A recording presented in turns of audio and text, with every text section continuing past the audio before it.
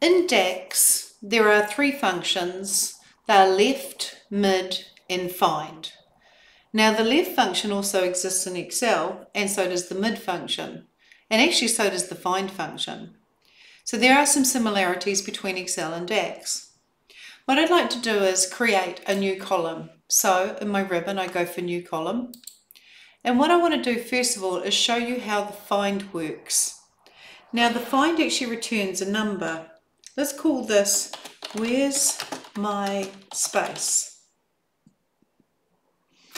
And we won't put the apostrophe.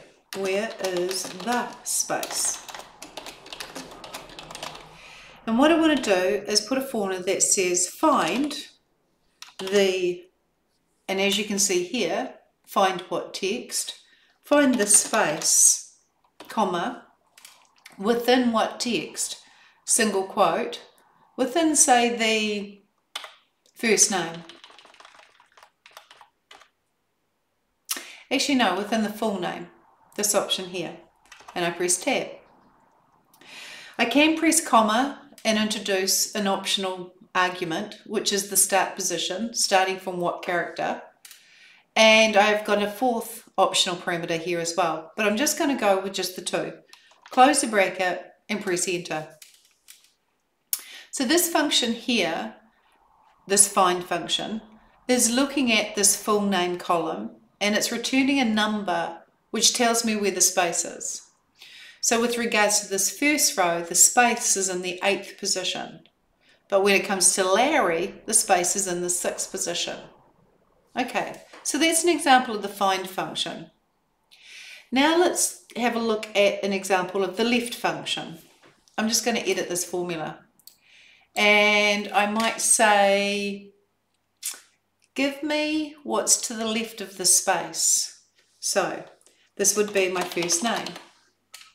So I'll say, retrieve what's to the left, open bracket, apostrophe, of the customer's full name. So looking at the customer's full name, give me the left, and this find will return the number. So that would be the left 8. So, because this is the number of characters. So I'm going to close the bracket and press enter. And so this has returned the first name from my full name, because it's giving me the left so many characters, and the number of characters is where the space resides. Okay, let's have a look at another function. This function is called len, which also returns a number. So I'm going to just edit this and call this length of my full name. Now the length of my full name is using a function called len, which is also in Excel. And I'm just going to take off the end part, keep the closed bracket.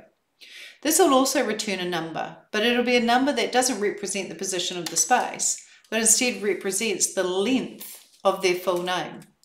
So Larry Gill's name, for example, is 10 characters long. So there's a function called len. All right, now often what we do in reality is we mix these things together. I'm going to start by, let's say I want to grab the initials of this person's full name.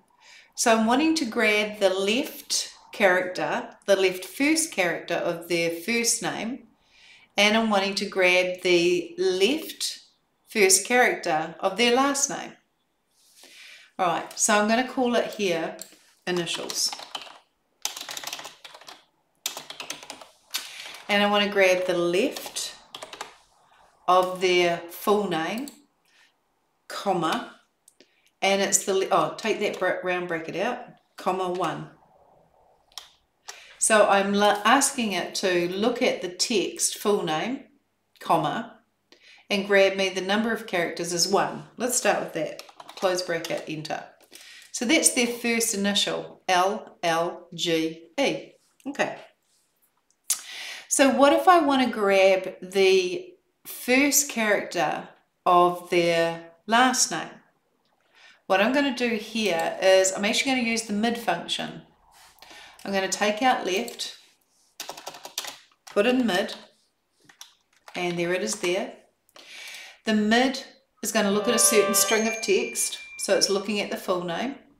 It wants a start position, so it's wanting to know, I'm going to grab something out of the middle of the full name, starting at what character? Well, what we should do is start it at the find point, which is the space. So I'm going to ask it to find the space in the customer full name. So grab the middle text from this full name, starting at the space, which is the 8th character, but I don't actually want the space, so I'm going to go +1,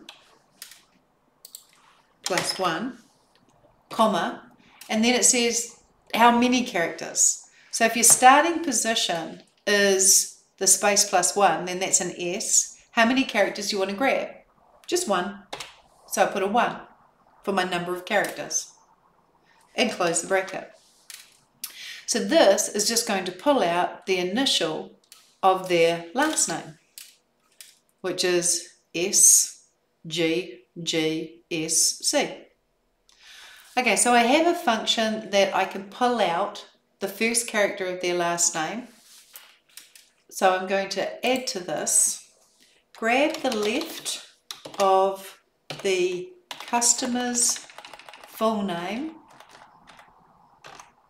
comma 1, close bracket, ampersand, double quote, full stop, double quote, ampersand. So I want the left first character of their full name and a full stop, and this grabs the first character of their last name and a full stop, and enter. What I end up here with is the first initial of their first name, a full stop, first initial of their last name, and a full stop. Now, what if I want that all in uppercase? Then I'll just add and combine another function. In front of the left, I'm going to put upper, open bracket, and match it with a close bracket on the end. So brackets are always in pairs. When I press enter, it'll always be in uppercase, just in case I receive their full name not in uppercase. Now, that is a rather long function that is mixing together upper, left, mid, find. And so what we do sometimes is we write our DAX functions in a way that's easy to digest.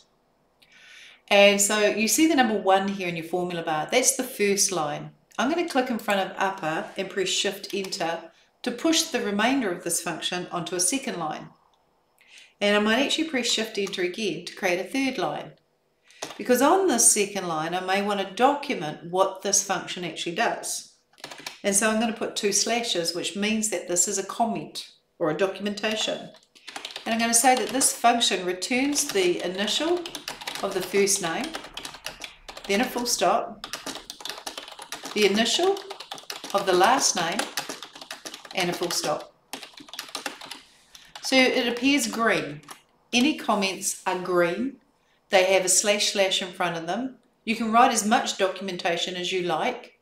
Don't put it in front of your calculated functions, because you'll basically disable your function and turn it into a comment by putting a slash in front of it. So usually they're on their own line, or they're at the end of the function. So this function has a comment now. We're going to use the upper function. Then I'm actually going to press, just in front of left, I'm going to press Shift Enter and push that on the second line, on the fourth line. I'll put a capital U there as well. Okay, actually I might make that all capitals because I can. So that's the upper function. That's the left function, just make it capitals. That's where it grabs the left, etc. This ampersand, Shift Enter, I'll put it on a new line. This mid, I'll put it on a new line. So I'm just pressing Shift Enter in front of each thing I want on its own line. And Shift Enter here. So now you can see that my DAX function is now written on 7 lines. The name of the column is initials. The documentation has 2 slashes in front of it and appears green. The function upper is used. The function is left is used. Shift Enter is used to put things on separate lines. Anything that's text appears as sort of maroon color. and the column always appears as a black. And any functions outside of that appear blue. And so I'll press enter. And there's a DAX function using several functions to create a column called initials.